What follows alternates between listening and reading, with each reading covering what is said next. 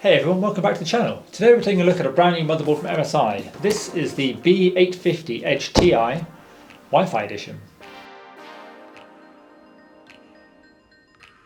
So the unboxing experience is going to be quite basic as you would expect.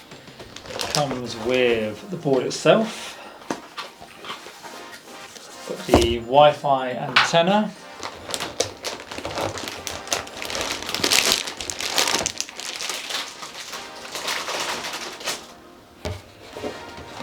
and the accessories. Starting with the Wi-Fi.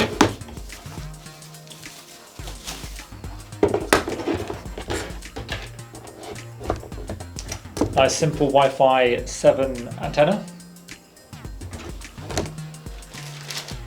We've got some paperwork. Nice little sticker collection. Not sure I'll be using that.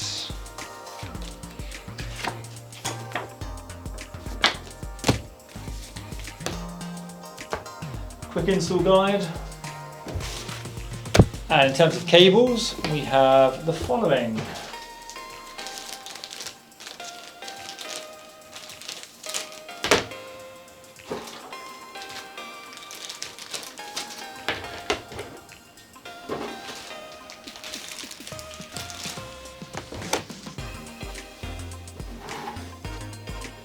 And there's a couple of screws for the hard drives, the NVMe's, M.2's, and a little screw driver bit for them. And then last but not least,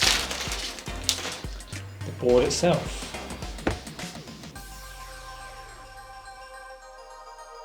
Initially, one of my criteria was that I needed it to match my 3500X case from Corsair as much as possible, and I wanted to keep the white theme going on as best I could. Whilst this board isn't completely white, there's a lot of silver in there. It does blend in quite nicely. But most importantly, I needed to make sure this board would be future-proof so that I could get at least 5 years out of it, but hopefully more like 7 to 8. So onto the CPU. This board supports AMD's AM5 socket, so you're going to be wanting to use the latest processors from AMD. I'm going to be pairing this with the 9900X processor, and mainly for my productivity is what I'm looking to increase. I do a lot of video editing and streaming, so I think the power of that processor combined with the additional features in this board is really going to improve what I can do. Now, to really unlock the full potential of this board, you're going to need to use a 9000 series processor from AMD. Anything less than that and you're going to be going back down to Gen 4 speeds for the NVMe and the PCIe connectors. So moving on to RAM. Now this board comes pretty standard with 4 slots of DDR5 and it can support up to 256 gigabytes. None of that's particularly trailblazing, that's been the standard for a while now, but if you want to get the maximum overclocking potential out of it, again, you do need the 9000 series processor. I'm not planning to overclock any of my RAM, but it's good to know that I can if I decide to go down that route in the future. So moving on to storage. This is one of the key features for me that I wanted to make sure I future-proofed it. So this board actually has 4 NVMe M.2 slots, 2 of which are Gen 5 and capable of 128 gigabits per second transfer speed. Another one goes down to 64 gig a second transfer speed, and the final one down to 32 gigabits per second transfer speed. So although it drops off, it's still not a problem because I want those main 2 at Gen 5. And again, to get those Gen 5 speeds, you do need the 9000 series processor from AMD. If you happen to have some older storage, like some SATA drives, then this board does have 4 connections as well, so you're covered on that front. And moving on to PCIe, there are actually 3 connectors on this one: PCIe Gen 5, Gen 4 and Gen 3. It is worth noting, as usual, to use the Gen 5 you do need the 9000 series CPU though.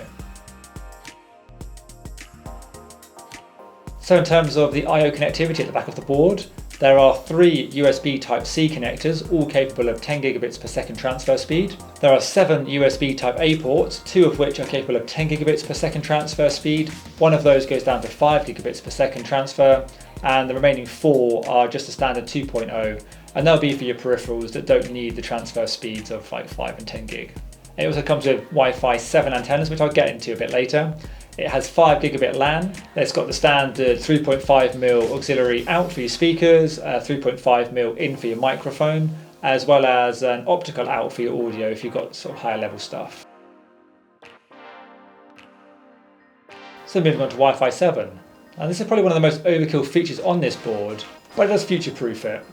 Most people won't have Wi-Fi 7 capable routers or hardware around their house, so you're probably not going to get the 5.8 gigabits per second transfer speed that you can.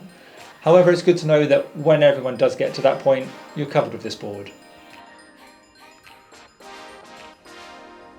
So overall, I'm really happy with this board. I'm looking forward to building it up and getting it to work in the PC.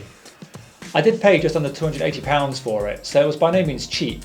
But I'm hoping that this will work out as a good overall investment because it's going to last me at least 5 years, and I'm going to aim for maybe 7 to 8, especially when I pair it with the 9900X CPU, and I'm going to get myself a brand new NVMe hard drive as well as a 50 series graphics card once they become available.